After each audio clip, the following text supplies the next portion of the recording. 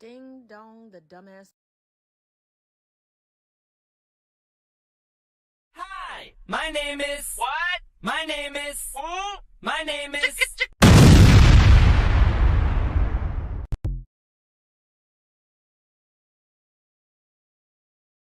Kyrie Jackson. Kyrie had just been selected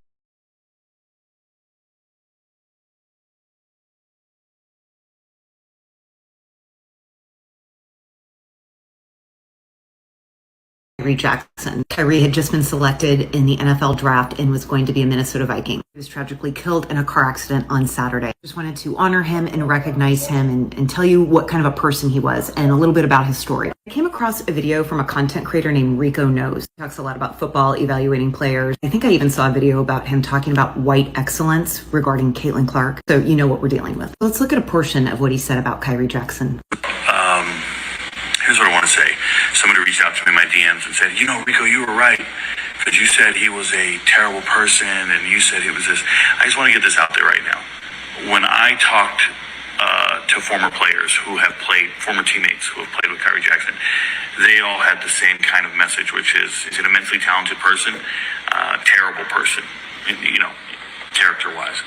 But First of all, who are you? Who are you to say anything on behalf of this man? I highly doubt he talked to any of his past teammates. Even if he did, it doesn't matter. He was speaking about Kyrie. He talked about, or he insinuated that this was a troubled kid. He got into trouble, got kicked out of 4 universities. Now, in my research, and I've got plenty, I didn't see anything about getting kicked out of 4 universities. And so now we're going to learn a little bit about Kyrie Jackson's true story. Despite being a non-qualifier for some of the top academic schools, he signed with Arizona Western College. But he left before the season started. Because he didn't go, he was embarrassed, so he started working at a deli to avoid his friends. And because he had time on his hands, he started playing video games. And he got really good. He reached the top 250 players, and he was about to give professional gaming a shot. But that's when football came back into his life. Finally told a couple of his close friends who were playing Division I football that he never went to school. He hadn't been to college. He said, that moment really told me, man, if I was embarrassed to even tell them, I might want to get out and try to do it again instead of sitting here and sulking. So he decided to give football another try. He had to decide between going to New York and pursuing this professional gaming career or get his helmet and go back to football. He said he debated that decision about 48 hours and decided, of course, to go to football. He played at a couple different junior colleges. His football journey included shifts from wide receiver to cornerback, quite a few setbacks and challenges, which ultimately led him to Dan Lanning and the University of Oregon. His exceptional experience at Oregon led him to have a meeting with the Vikings. He said that Coach Lanning and him had a deal. I'm going to let you play your game, but you can't get any flags. He then went on to the Senior Bowl, and he told the Vikings, hey, I'm the best cornerback in the draft. He knew he had a different path than a lot of the athletes that go into the NFL, and he used that to his advantage. He urged them to consider that he would be a steal. Kyrie said, I think they got me for cheaper. And if you can save money, why not? He got that call from the Vikings on a Saturday while he was in the mall. He told the woman in the store, I gotta go. He called his parents, he raced back home. And you know that he was thinking, I went from employee of the month, which I forgot to mention in the beginning, but when he was working at that grocery store, the deli, he got employee of the month, to now going into the NFL. And, you know, as I'm reading what he told his parents. It's so heartbreaking. He said, I wouldn't change it for the world, though. Speaking about the challenges and the path that he took to get to the NFL, he said it taught him a lot of perseverance and helped him become the man he is today. And he emphasized that he doesn't take shortcuts. And the reason I wanted to tell just a little bit about his story is because when people get on the internet and they say things, they need to understand how it's going to affect other people. And that video by Rico Knows was abhorrent, unnecessary, and detracts from this story, which is the true story. Now, if you live fast, you make poor decisions, you're going to die fast, and it might be the end result of your decisions. We're not going to end on that. That was just such a messed up comment to say. I just found that to be so offensive. Who says that? It shouldn't matter. And by the way, I believe they were killed by a drunk driver. And not that it matters. Fact is, this kid is not going to be able to pursue his dreams. His parents are not going to be able to see them again. And you're coming on here spreading such gross negativity, but we're not going to end on that. I started off by, saying I'm just super grateful. I can't even really put into too many words like this, how this process has really truthfully been. It's just been really a whirlwind. I had a feeling Minnesota was going to be getting me. It was one of the teams that I built one of the strongest connections with throughout this process. Talking with Kwesi, Coach Jones, we had a good relationship. He's from my hometown, actually. And Coach O'Connell, I'm just looking forward to, making my impact out here. He went on to say how grateful he was that they took a chance on him. And so if you should come across a Rico Knows video about this or a stitch that talks about this, I hope that you come back and you watch that. And that's the memory that you have. So I was all prepared to. Well, let's just jump right in. It is racist. People say things like this due to racism. They understand fully what they're saying and what they're doing. It's extremely easy to push forward the narrative of racism and that Black people are so savage when said Black person is no longer on this mortal plane to defend themselves.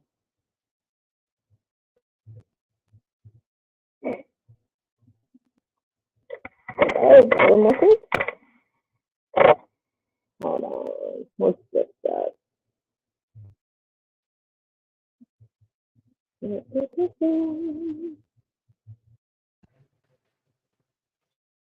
Is that better? Yay, nay. Still muffled? Yay, nay.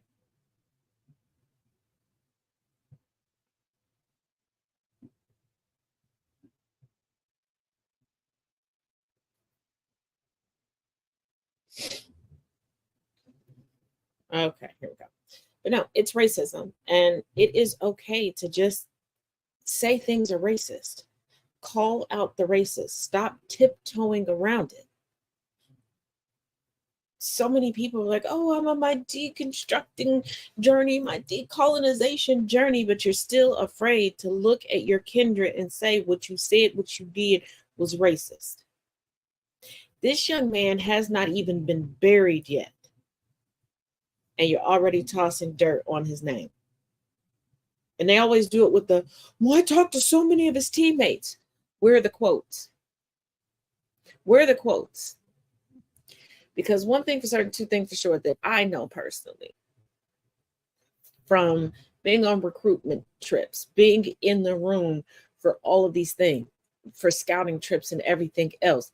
If word was going around that you're such a horrific person, you are a last resort.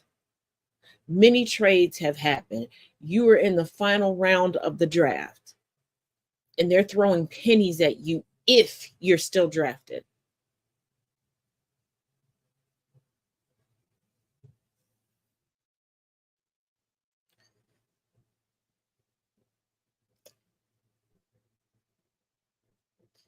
But it's not just white people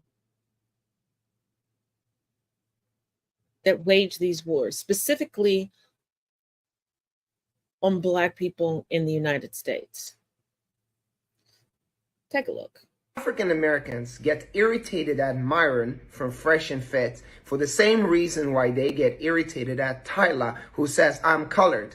They don't like challenger continental Africans who come from the continent, go to the West, do well, and challenge their monopoly over the black voice in the world. But as America declines, African American influence in the world will also decline. They want to hold the microphone all the time and talk about systemic racism and police brutality. Fine, fair enough. We heard your story before. We supported Black Panthers. We supported the civil rights. We supported Martin Luther King, Malcolm X, Farrakhan. But you are not the only people in the world who are victimized by Western imperialism. Look at Palestine. Look at Yemen. Look at Sudan.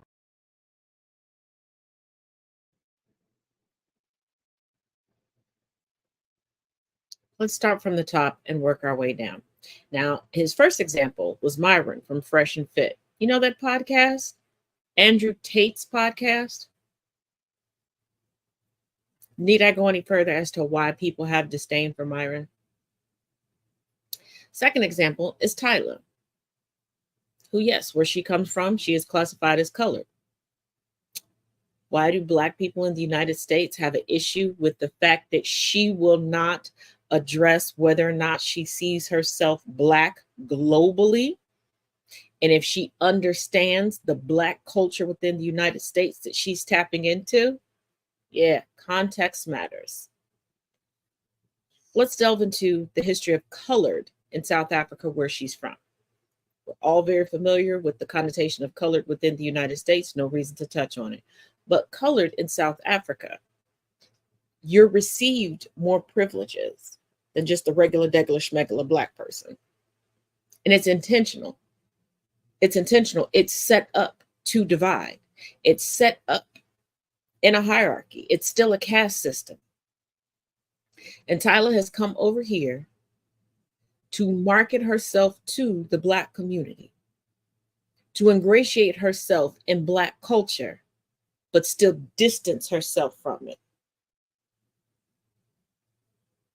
That's the issue. And saying, oh, you want to talk about viable issues that are causing problems to Black Americans, and then go, oh, we support it, naming everyone from the past as if that those issues have been remedied.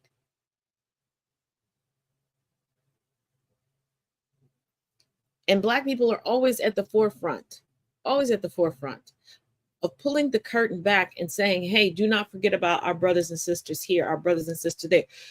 We get tired of being tossed into these diaspora wars. And I'm sure you've seen it all over social media, where there's always a slew of Black content creators that are like, why? Why is there another diaspora war? Why does everybody have to come for us? You notice how he said Black Americans' influence on the globe.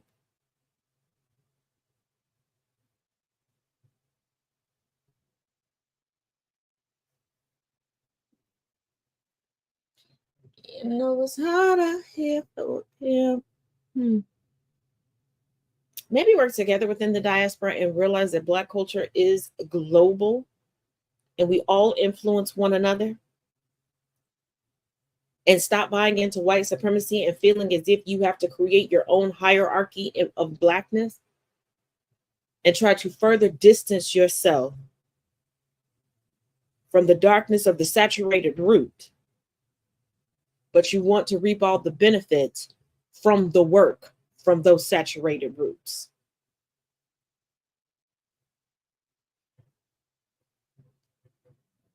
Now, for those of y'all that have been around here for a while, you know, every 3 to 4 business months, we get a new telenovela.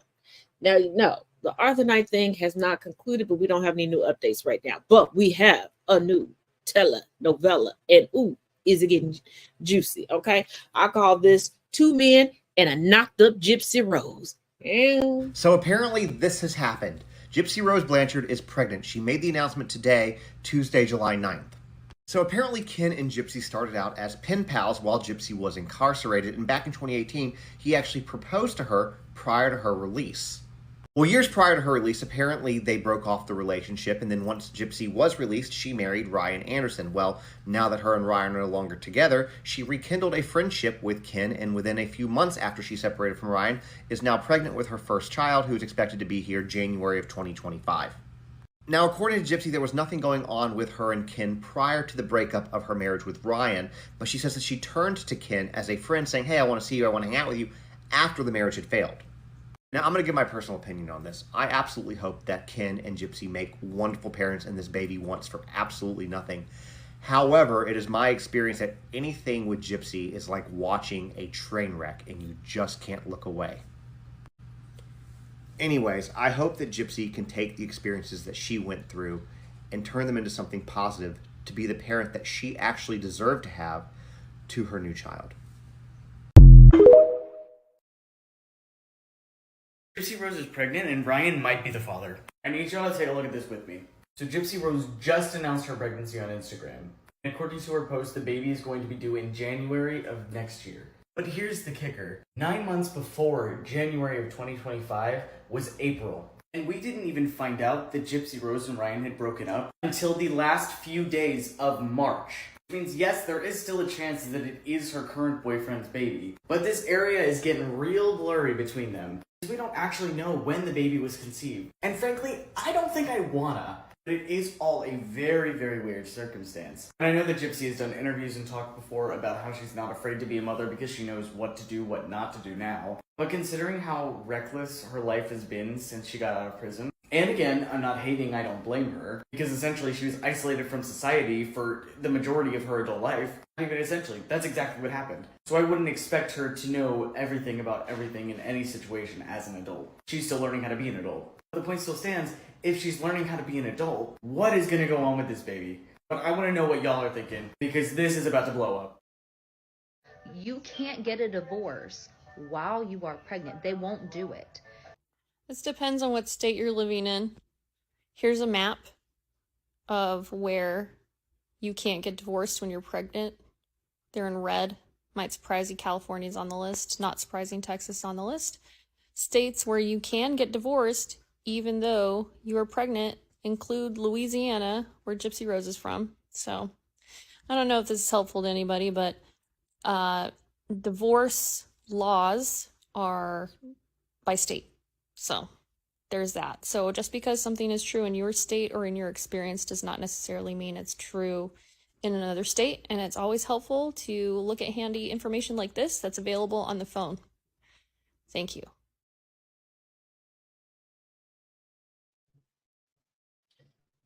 Child, the ghetto.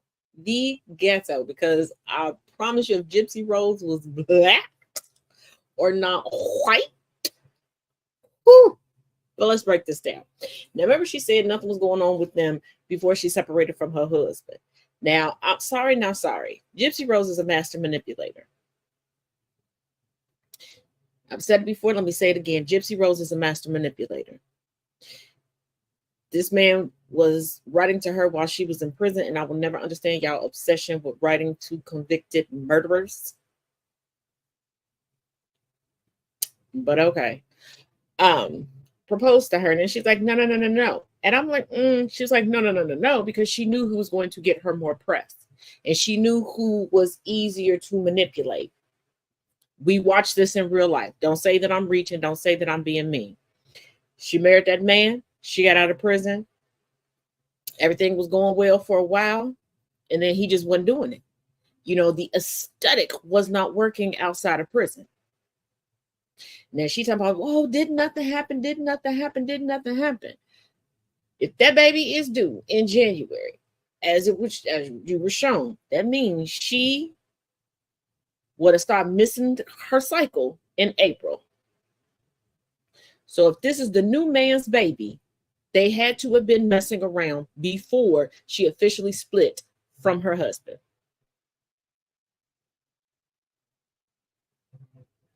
Because it's going to be a 6 to 8 week interval. And she's claiming she's 11 weeks now.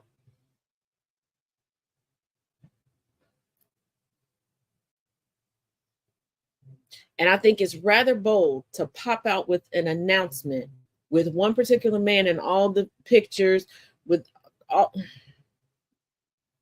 And for somebody that's been so isolated her entire life, and she's the quickest study ever. She is the quickest study ever. The quickest study ever. You done got out of prison. You done petitioned to move here. You done petitioned to.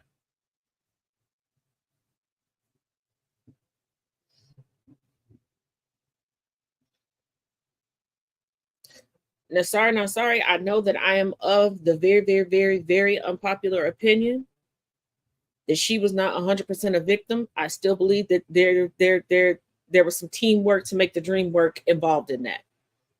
Because if Gypsy Rose was able to research all this stuff and get on the interwebs to get a boyfriend and link up with the boyfriend and everything. Anywho, but Shad, we're going to be watching this because the math ain't math and it ain't adding up.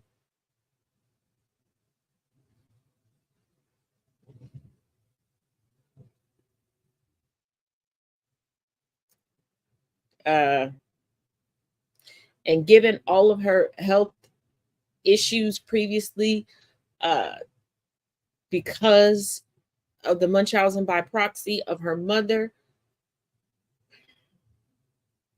is this truly a viable pregnancy? Will this result in a child that she will be able to handle? If this child has any disabilities, will she be taken seriously?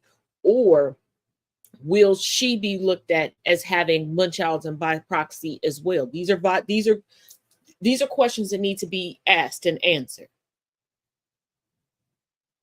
And my thing is, both men, before either one of y'all should have gotten to a picture, put your name down on anything, start putting money on down. You can test the Dana through an amniocentesis.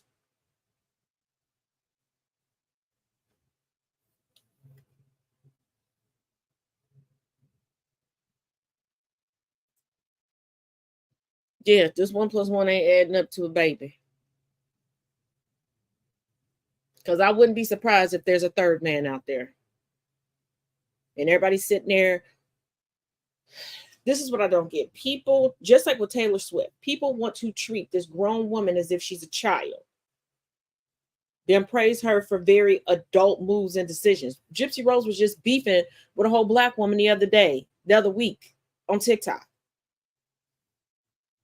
But she needs time to adjust. She got straight out prison and swan dived right into bullshit. It's amazing who y'all want to give time to adjust to and who you don't. I swear for God. I swear for God. Like I said, y'all, folks seem to love some felons if they the complexion for protection and love murderers. Let's get to the felon situation first, and then we're going to double back to the love affair with murderers. If a felon can be president, then they ought to take. If a felon can be president, then they ought to take it off the job applications. Oh, that's every Democrat out there right now. All right, but let me ask you something. That man did not serve a day time. A real felon would have served some time. Would have been took straight from the courthouse to jail. All right? And in case you didn't hear, Trump has immunity, okay? So it's not the same. So all you Democrats that keep doing that, oh, he's a felon and he's going to be president. Well, might be, but he wasn't a real felon. That was some bogus charges, and y'all all know it. We all know who the real criminals were. They used it.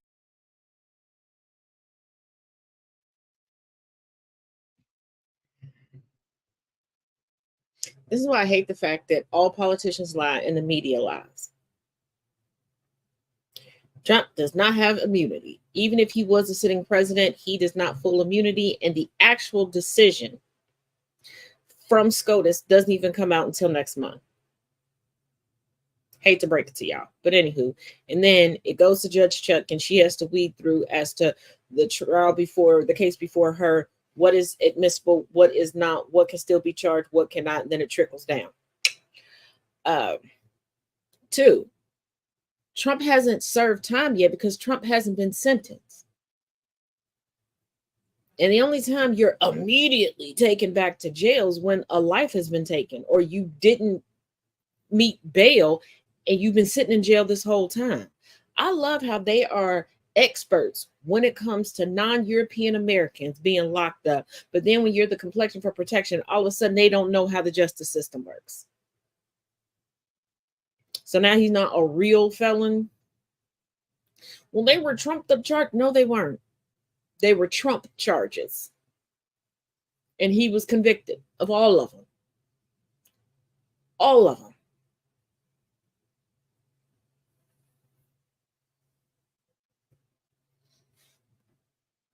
And I dare for you to guess what that jury looked like. If you followed my coverage of it over on TikTok, you know what the career makeup was and the gender makeup. But I'm saying, think about what the makeup was, because Trump looked at that jury every day. He didn't say it was racially motivated. He didn't say it was retaliation for his views. Context clues matter. He attacked the jury by saying that they were all liberals, they were all Democrats.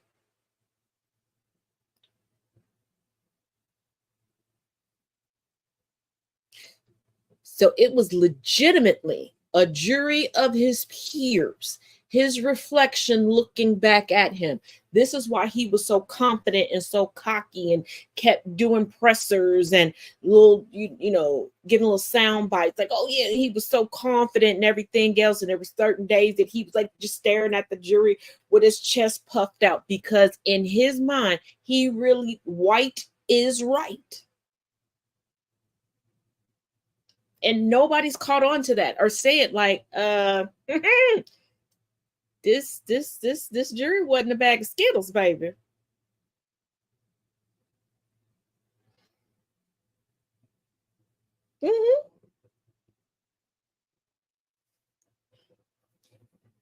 And this is why even staunch Trump supporters and those that still want to ride his coattail, and not because they even need him for votes, because a Trump endorsement doesn't mean anything. It's more of a guaranteed loss than it is a win. And no, I don't believe that Trump has dirt on everybody. I think some people have gotten so far in that until the tide turns with the general public when it comes to Trump, they got to keep riding this train. They won't off the train, but they can't get up. They're too far gone. It's like you ever see that couple that presents themselves as so perfect, and they've gotten into bed with each other. They got all these brand deals together. They can't stand each other. Behind the scenes, they done broke up. Okay, it's the war of the roses behind the scenes, but they can't let everybody else know because it's gonna mess up their money. It's gonna mess up the platforms that they've built. Everything is attached to one another. The GOP never wanted Trump. They never wanted Trump. But Trump has turned United States politics into the WWE. And they got people registering to vote that never voted before. But the problem is more people are voting to get them out.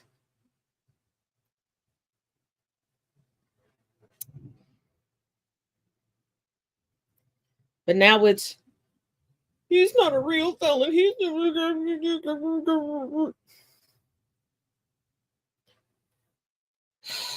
now, child. I told y'all. This fawning over murders, especially murders that go after minorities,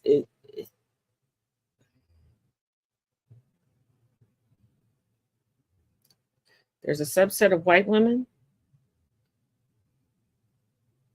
We need to find an empty island and put them on it. Take a look. Years ago, before the Dahmer series, before it was in a Q&A with fans, with young fans. It was young fans at the time. It was like, I think it was like in between like me being Cat and Pop stuff. So it was like a younger group. Okay. But it was with a parent. Someone said, if you could have dinner with anyone living or dead, who would it be? And I was like, oh, you're so cute. Who, Mom and Dad, is it okay if I give the real answer? And they were like, sure, I guess. What's the answer? And I was like, I mean, Jeffrey Dahmer's pretty fascinating. I think I would have loved to have met him. Wow.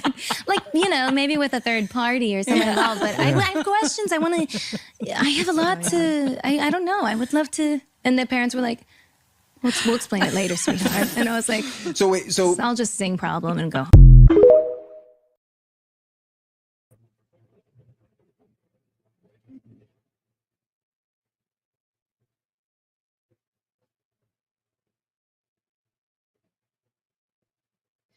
First of all, I love how there's a subset of white women that always preemptively put the onus of their bad behavior onto someone else. Those parents sitting there don't know her personally. She's at a meet and greet. This is not like she's sitting around with friends and one of her friends' kids wants to ask her a question.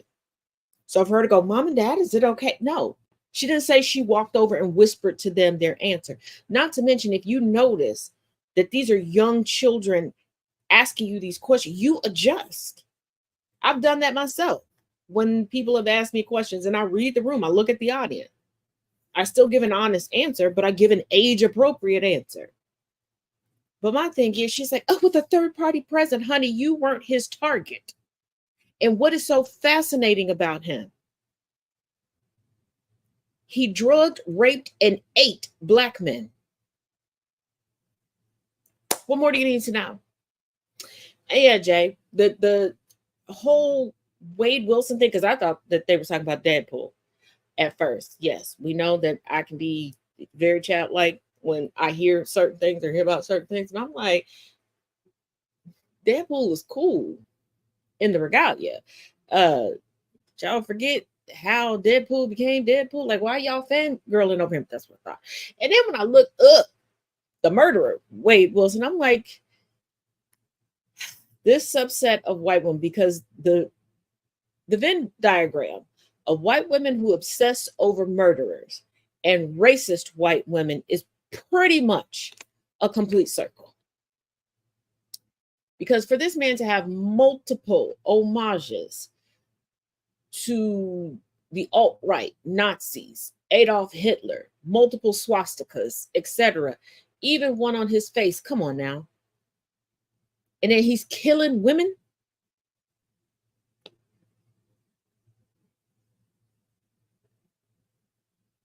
And lesbian white women, y'all asses ain't no better. Because when I gave an update about Miss Reed and her jury being a hung jury, I gave up deleting comments. And she's so hot. Like, and don't tell me, oh, we were being sarcastic. No, the fuck you weren't. No, the fuck you weren't. Y'all sitting there arguing people to the death that you would rather choose a bear than a man in the woods. But if that man in the woods you think is attractive and he's outwardly, overtly racist, you'll let him decapitate you gleefully.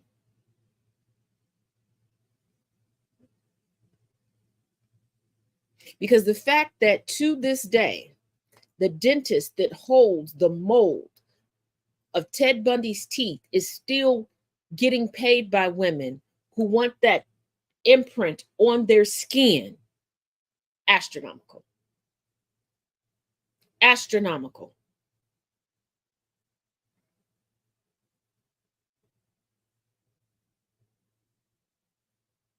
And these are the women who will pretend like they're not pick-me's because they know pick-me's don't get chosen. See, they won't say the shit publicly, but they're the ones that will be in a man's ear and perpetuate lies and stereotypes and bullshit regarding women to steer that man away from happiness with a woman who's going to reveal who the Wizard of Oz is. That's that woman that'll be like, you know, that lip liner that she wears, that's code for whore. You know, she does it. She just doesn't do it when you're home. That type of pick-me chick. That type of pick-me chick. The type of woman that will lie about what a woman's body goes through in a cycle, how labor and delivery works, shit that can be detrimental and perpetuate the bullshit. These are the women that have men walking around looking stupid when you see online when a guy go, oh, well, my female best friend of 20 years, my sister, my aunt told me, they're not lying. They're not lying. There is a woman out there telling them this shit and telling them that every other woman on the planet is lying about their experiences. These are the women that will say, oh, we don't really mean no when we say no. Keep persisting.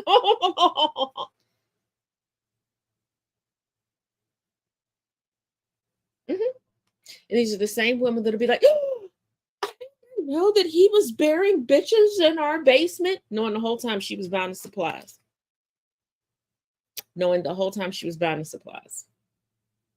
Because ain't no way I'm watching a trial, hearing all the gory details, watching documentaries, hearing all the gory details, and then going, that's the one. I'm gonna write to him.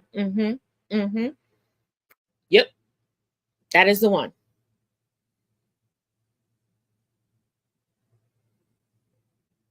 But I learned a long time ago, there was a guy back when predominantly we had Facebook. He kept having conversations with himself in my inbox. So one day I was like, this is getting bothersome. My notifications are going crazy. This motherfucker just will not stop commenting. And I was like, would you please stop? Oh, well, where do you stay? I don't give out that information. Oh, you could just give me the general. I don't give out that information. I'm not telling you the city, the community, nothing. Well, I just want to take you out. No, thank you. Well, why? I don't owe you anything else. No. So I blocked him. I took some screenshots real quick, went into a women's group that was local to the area and was like, hey, here's a forewarning. His profile picture was a picture that he took of himself on TV sitting as a defendant in court. How do I know it came from TV, even though he tried to like crop the news out of it? Because that angle you can only get from being on TV. And he's a defendant in a case that made it to the news. There were so many ways. You're just being harsh. This is why y'all can't find a good man. I'll go out with him. Between that picture and him not being willing to take no for an answer and still pushing for information on me. Yeah, that case, he had already assaulted a woman. Now he did his little time, he got out. 2 of the women from that group did go out on a date with him. One of them is with the Lord right now. Stop thinking that you better than somebody's victims, number 1. Number 2, take fucking heed. It's not sexy to be knocked to the upper room. That's...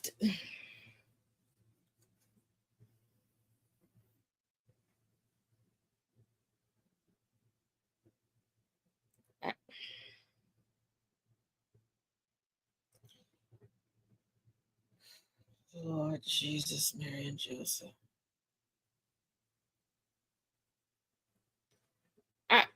My thing is, I keep my warnings to certain platforms around certain people at this point because I realize folks tend to gather on certain social media platforms so that they can put themselves in an echo chamber. And some people truly believe in misery. Some people think toxicity is healthy and that hating one another is relationship goals. There are other people who really do believe that if they put the opposite of what they want out in the universe, that there's some way somehow going to get it because they're going to finagle somebody into get. I'm not for that bullshit. I'm not.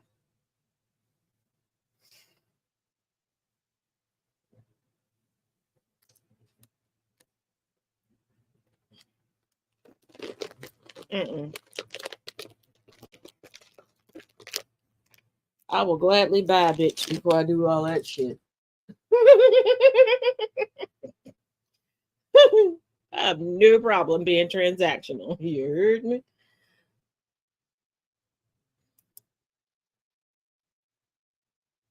Now, you know what? Yeah, let's get into this whole DEI POTUS argument. Before you comment, I know it sounds ridiculous. It's way more ridiculous than you think. Take a look. See you in 3 and 3. The New York Post should be ashamed of themselves. I was on Twitter just chilling, minding my own business, having a good time, or at least trying to, when this tweet came across my timeline that reads, America may soon be subjected to the country's first DEI president, Kamala Harris. Now obviously at this point in time, we all know what DEI translates to. What they're really saying is the N-word. Baltimore Mayor Brandon Scott was called a DEI mayor. You know what's funny? He's been the mayor since 2020. He just won his re-election. How could a DEI mayor, who is obviously not qualified for the job, not only get elected, but win re-election? Anywho, back to Kamala Harris. I clicked into the article and it was written by a Charles Gasparino. Don't know who that is, but looking at his article history, I can't say I am surprised that he would write something like this. To briefly get into the article, this is so dumb. There is a raging debate in corporate America on the future of DEI, aka diversity, equity, and inclusion, because it is literally destroying businesses that go there. And yet the American public may soon be subjected to DEI writ large, whatever, in the next president of the United States if Kamala Harris finds her way to the top of the Democratic ticket while Joe Biden wilts away as the party's presidential nominee after his horrific debate performance. Y'all can go ahead and pause it here and read this behind me. He basically goes into saying that, you know, there are people out there who have been calling for Joe Biden to step down. Kamala Harris would obviously take his place, but even if Joe Biden does win, it's not like he'll make it all 4 years. I have said that in some previous videos, and then Harris would take over, making her the nation's first DEI president by default. What? Guys, correct me if I'm wrong, but throughout the history of the presidency, if the president does not make it all 4 years, the vice president takes over, right? If Joe Biden wins, Kamala Harris would be the vice president. If Joe Biden does not make it all 4 years, how does that make Harris a DEI president? Listen, right, obviously this is an opinion piece. This is not a breaking news story, but I mean, my god. I've said this in past videos, y'all. I am not a fan of Kamala Harris, but if she takes over for Biden because he steps down, gets too sick, passes away, or whatever, she would not be a DEI president. She would be doing her job. Bro, Charles, just say it. We know what you want to call her, just say it.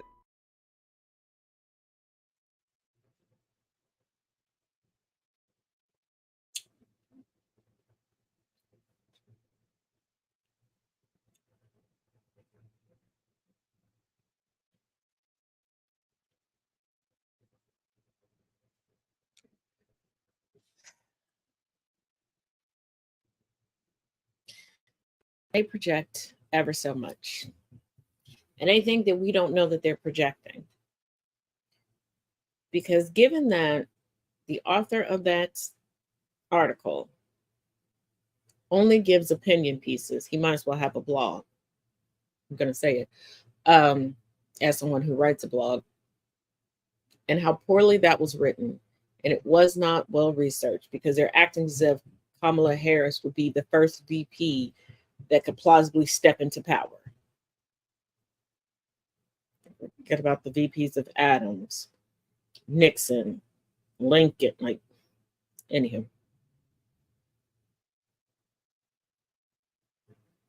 I bet you if we did some digging, we could find out how he got his job. See, they look at anything that promotes diversity as things being given away, because a lot of them wouldn't be where they were if it wasn't given to them.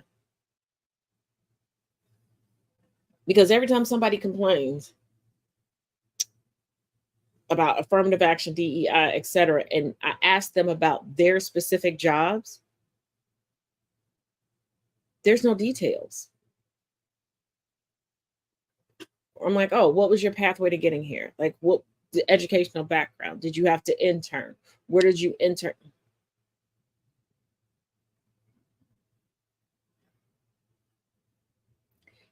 And what really makes me cackle when it comes to Madam Vice President Harris is that their whole shtick behind her, this narrative that they've created, is that she slept her way to the top. Then why did it take her so long to get to the top?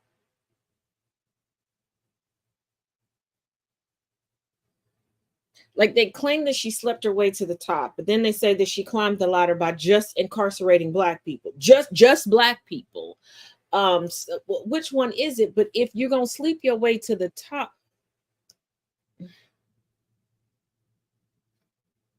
she should have been the youngest VP in history. She should have been straight out the gate, just a few years out of college, on somebody's ticket. Hello? I mean, if you sucking and fucking to the point where you can become the second in command for the United States, that means you got some skill. Why did it take her so long? If it's so obvious that it's just common knowledge to everybody, why did it take so long? Why did it take so long?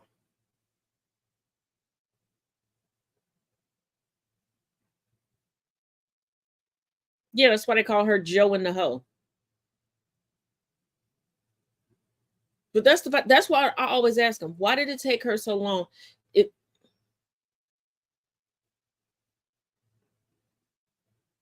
Because bet you about $1, if my Gup 3000 in my throwback game is good enough to become second in command, it ain't gonna take me forever, baby. Shit, as a matter of fact, put me in charge of the CIA. I bet you I have the globe secrets for us. Come on now.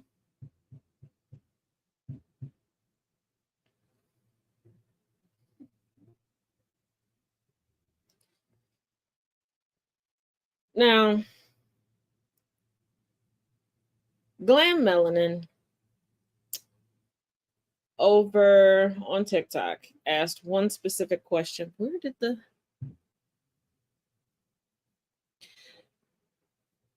And of course, white people lost their mind. She asked them, what was it like to be white?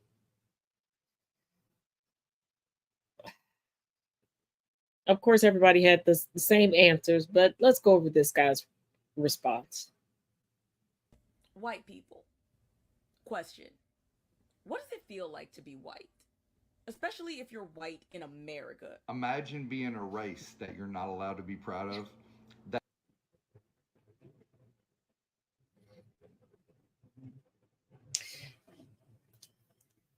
Is there anything y'all don't steal? Imagine being a race that you can't be proud of. You mean black? Okay, let's keep going. Maybe you won't steal nothing else. That's how it feels to be white. If I was to make a post on Facebook and I said I'm proud to be white, I'd be the most racist person there was. Yes. And anytime I say I'm proud to be black, there are a ton of white people who tend to spend all of their day just searching out posts like that. They want to tell me how being proud to be black means that I'm proud of being a thug. I'm proud of criminality. I'm proud of single parenthood. That I'm proud of da da da da da da da. Now, white pride has no culture behind it. It is rooted in white supremacy because y'all came together with the whole white pride to say that you were superior to other people so you could put hoods over your head and burn crosses. And you got the whole cross burning thing from a fucking movie. Like, y'all are not original at all. You steal everything but a bath and a book. But let's keep going. That's how it feels to be white. Imagine being blamed for things you were not even a part of. Oh, because your entire community is looked at as a monolith. So if one black person does something that every black person is guilty of, but y'all get blamed for the shit that you actually do, you just don't want any accountability for it because most of y'all act like incessant toddlers out in public. But anytime somebody tells you no, and you don't like being held accountable from the things that you reap the benefits of from this day, and y'all can't stop stealing shit and touching shit. Y'all ain't learned nothing from the Jumanji game that we were stuck in for a couple years under the orange douche canoodle. Let's continue. That's how it feels to be white. We have all these occasions throughout the year. We have Black History Month, we have Juneteenth, we have Pride Month. All these occasions during the year. He listed 3 things, and one is not exclusive to race. You can be white and a part of the LGBTQIA plus community. You do know that. Because gay recognize gay. Motherfucker, you gay. I don't know if you come to terms with it or not, but you gay. But I see, ask you to stop stealing shit, it's just not gonna work. It's just in your nature, huh? It's in your dana. All right, let's keep fucking going. Like, let me guess, after you brought up Black History Month, what if we had a White History Month? You mean every other fucking month? And then you brought up Juneteenth, the celebration of people being free, but we supposed to celebrate when you motherfuckers was free, when you still had us in chains? Okay. Oh, okay. Well, if you don't get some gist from me for that fucking beard and get that patchwork taken care of, anywho, let's keep going. If we was to celebrate being white, that'd be a no-go. Y'all do celebrate being white every chance you fucking get. That's why y'all still got HOAs. You still pride yourself on lawns. And the only reason that you have front lawns was to show the Negroes that you had more class and more money than them. You created suburbs to put distance between you and the Negroes. You created the GI Bill so that you could create the suburbs to distance yourself from the Negroes. You privatized clubs to get around desegregation laws, to stay away from the Negroes, to celebrate the non-Negro-ness that's in you. The fuck? That's how it feels to be white. You have your cable channels. You have BET, Black Entertainment. If we have cable channels, and you listed one cable channel that's owned by white people, and every other network was set up for y'all, where you excluded us from it for years, or you gave us one night, not even a whole night, you gave us 2 hours once a week. And even now you're trying to push us off, and you complaining if you see a black face in a billboard or a fucking commercial. And you're reading off a fucking list. And you're not doing a good job at it, you hooked on phonics ass backwards bitch. Ain't you supposed to be seeking out a fucking glory hole right about now? Anywho, let's go. we created a channel that was called WET, White Entertainment, that'd be a no-go. That's how it feels to be white. If we speak up on racism, we're hated by some of our own kind. No. When you say racist shit, deconstructing motherfuckers, anti-racist motherfuckers, the descendants of actual abolitionists, hold you motherfuckers accountable. You don't speak up against racism. You speak up for racism. You say racist shit, Billy Bob. Jesus, what the fuck is wrong? What the fuck is wrong with you? What the fuck? Boy, you look pitiful. Go back that ass up. You got a glory hole to find. Go back that ass up. Oh, shit. Look. You know, word on the street is that you can put Rogaine in a beard. Can you get that together? Because your beard is old and immature all at the same damn time. How the fuck that happen? You got 2 beards. One to pretend like you act like bitches, and one for the dudes. And other races. That's how it feels to be white. So you want to roll back to the hands of time where you can say racist shit and get away with it. I'm gonna need you to learn something from the broke niggas girl. Given phenotypically what you look like, the racists don't want you either. They're gonna accidentally think that you're Jewish, and they're gonna get real anti-Semitic with you. So stop stealing our talking points and stop trying to steal our struggle. And once again, isn't there a glory hole you should be backing up on? Have the day you deserve. I wish you would. We know the day that you deserve. Jesus, can somebody find him a boyfriend? Pretty please. Ugh. All right.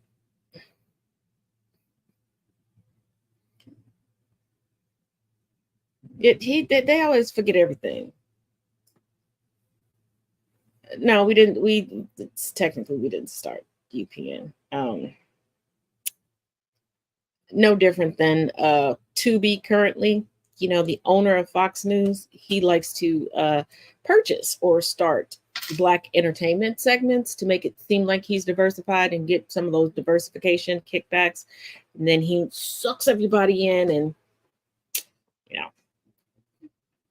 So, yeah, no. All right, final story for tonight. Cops and qualified immunity. And nope, it's not what you think it is, because of course not. It's my podcast. That would be too fucking easy. But pay attention. Here we go. Take away qualified immunity, what you're doing is you're exposing police officers to civil lawsuits when we do our job. If I walk in, I rough somebody up, now all of a sudden my agency determines, or the county determines I was out of line or I didn't follow policy, they can sue me. And now I'm at the risk of losing what I've tried to build. My house, my car, my money, my bank account. So what incentive do cops have to respond to calls anymore? If they're going to let you out, and frankly, you're going to make me be liable civilly if I do something wrong. We got cops getting charged for doing their job. They're getting charged. Why? To appease the masses. Because you have police chiefs and other people that they're not too cowardly to stand up and go, no, my guy was doing his job. And that's the problem.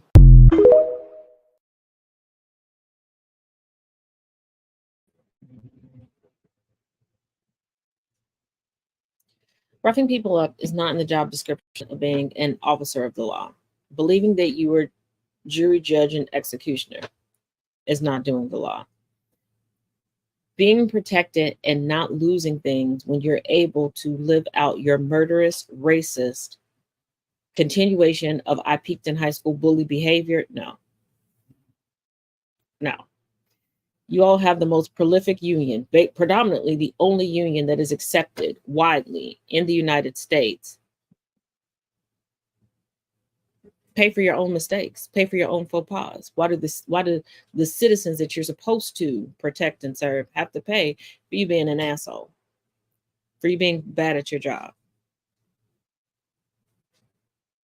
For cosmetologists to go through more extensive training and longer training than you do?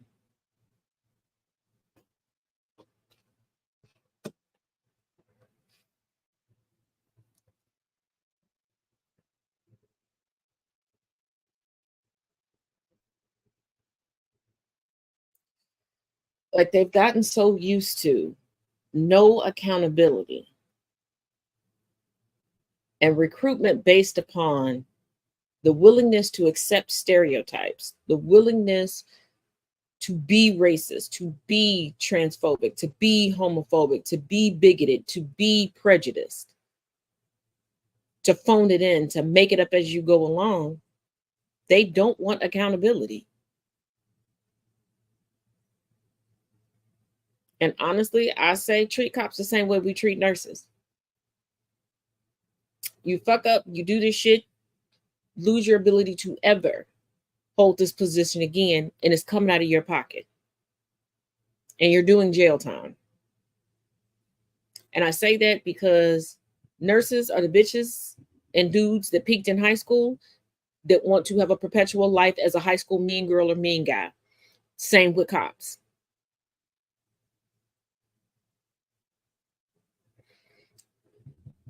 Now, I'm not saying every fireman is perfect, but I will say, let a fireman find out that his colleague is an arsonist. They're not covering for this person. They don't want this person ever in anybody's station. Cops need to get on board with that as well. This whole thin blue line and blue lives, and it's a career. This is not this is not a Bug's Life. This is not Ants, where you're just lined up and this is what you're going to be. This is what you're going to be. This is what you're going to be. No, you choose it. And if you're too scared to do your job, get a new one. and stop with the propaganda and putting certain positions on such a high pedestal, because that's why you have people who are not right for the position getting into these positions, because they're doing it either for money or power and not for the actual reasons why we need people in these positions. I had to have a in your face, knockout, drag out conversation with a family member of mine, talking about how they were just going to force their children into these positions for what? So that your child can be miserable, perpetuate piss poor mental health within the Black community. That's great. And put them in a position where they could potentially harm someone else because they don't want to be in that position. You do not need a doctor, nurse, or looking at someone as just dollars and cents, because it's going to get to a point where they're like, I could lose a couple $1,000s today, and that's your whole fucking life. Just like you don't need a cop looking at you like, I'll get probation if I do this, I'm gonna do it. Like, no, because once again, that's potentially a life lost.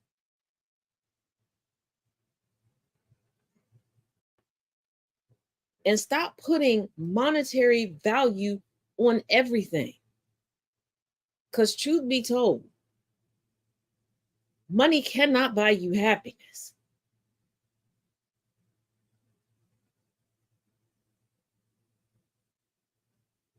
It just buys people the ability to fuck you up more often and worse, and you can't escape it.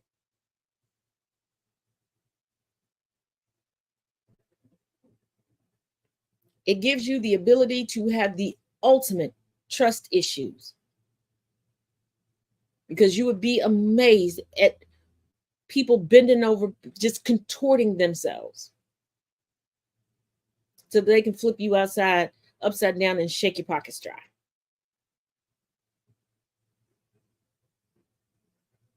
The mental anguish people will put you under to make you feel guilty for not doing for them.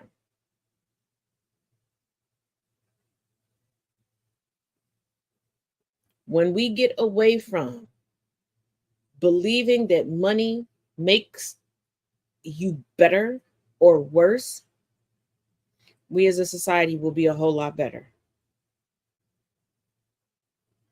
A whole lot better.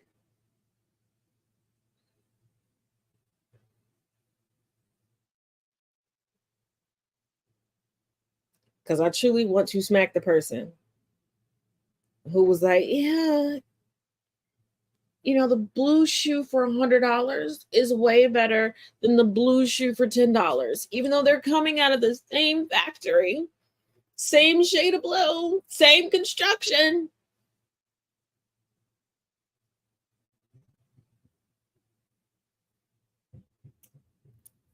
Because there's only so many ways you can make wine, make whiskey, make a purse, make coffee.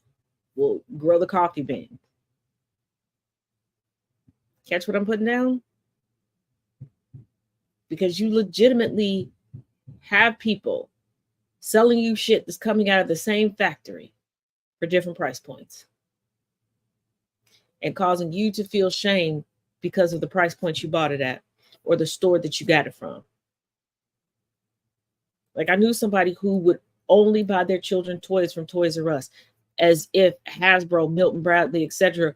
weren't selling the toys to all these other different places. There are people that won't go to closeout stores because they're like, oh, it's a knockout. No, it's a closeout store. They purchased what was not selling at these other stores.